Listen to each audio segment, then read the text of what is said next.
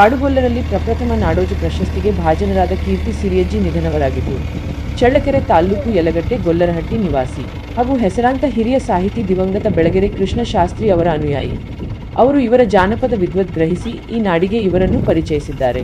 ಮಾನ್ಯ ರಾಮಕೃಷ್ಣ ಹೆಗಡೆ, ಜೆ.ಎಚ್. ಪಟೇಲ್, ಗುಂಡೂರಾವ್, ಎಚ್.ಡಿ. ಕುಮಾರಸ್ವಾಮಿ ಮುಂತಾದ ಈ ನಾಡಿನ ಮುಖ್ಯಮಂತ್ರಿಗಳ ಅವಧಿಯಲ್ಲಿ ಸಿರಿಯಜ್ಜಿಗೆ ಕನ್ನಡ ರಾಜ್ಯೋತ್ಸವ ಪ್ರಶಸ್ತಿ, ಕರ್ನಾಟಕ ಜಾನಪದ ಪರಿಷತ್ ರವರು ಜಾನಪದ ಕೋಗಿಲೆ, ಜಾನಪದ ಸಿರಿ ಮುಂತಾದ ಪ್ರಶಸ್ತಿಗಳನ್ನು ನೀಡಿ ಗೌರವಿಸಿದ್ದಾರೆ.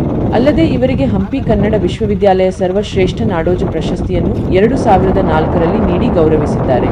ಇವರ 10,000ಕ್ಕೂ ಹೆಚ್ಚು ಜಾನಪದ, ದೇವರ ಪದಗಳು ಹಾಗೂ ಸೋಬಾನ ಪದಗಳನ್ನು ಸಂಗ್ರಹಿಸಿ 10,000 ಸಿರಿ ಬೆಳಗು ಎಂಬ ಕೃತಿಯನ್ನು ಈ ನಾಡಿನ ಹೆಸರಾಂತ ಸಾಹಿತಿ ಡಾ. ಕೃಷ್ಣಮೂರ್ತಿ ಹನೂರವರು ರಚಿಸಿದ ಗ್ರಂಥವನ್ನು ಹಂಪಿ ವಿಶ್ವವಿದ್ಯಾಲಯ ಪ್ರಕಟಿಸಿದ್ದಾರೆ. ಇವರ ಸಮಾಧಿ ನಿರ್ಲಕ್ಷ್ಯಕ್ಕೆ ಒಳಪಟ್ಟಿದ್ದು, ಇದನ್ನು ಅರಿತ ಮೈಸೂರಿನ ವಾಸಿ ಹಾಗೂ ಇದೇ ಸಮಾಜದ ಹಿರಿಯ ವಿಶ್ರಾಂತ ಭಾರತೀಯ ಅರಣ್ಯ ಸೇವೆಯ ಅಧಿಕಾರಿ ಡಾ. ಬಿ. ಚಿಕ್ಕಪ್ಪಯ್ಯ ಸ್ಥಳ ತನಿಖೆ ಮಾಡಿ ಡಿವೈಎಸ್ಪಿ ರಾಜಣ್ಣ ಅವ್ರ ಸಮಾನ ಮಸ್ಕರ ಆರ್ಥಿಕ ಮುಂತಾದ ಸಹಕಾರದಿಂದ ಇಂದು ಅವರ ಸಮಾಧಿ ಸ್ಥಳದಲ್ಲಿ ಒಂದು ಸುಂದರ ಭವ್ಯ ಪುಟ್ಟ ಸ್ಮಾರಕವನ್ನು ನಿರ್ಮಾಣಗೊಂಡು ಲೋಕಾರ್ಪಣೆಗೆ ಸಿದ್ಧಗೊಂಡಿದೆ.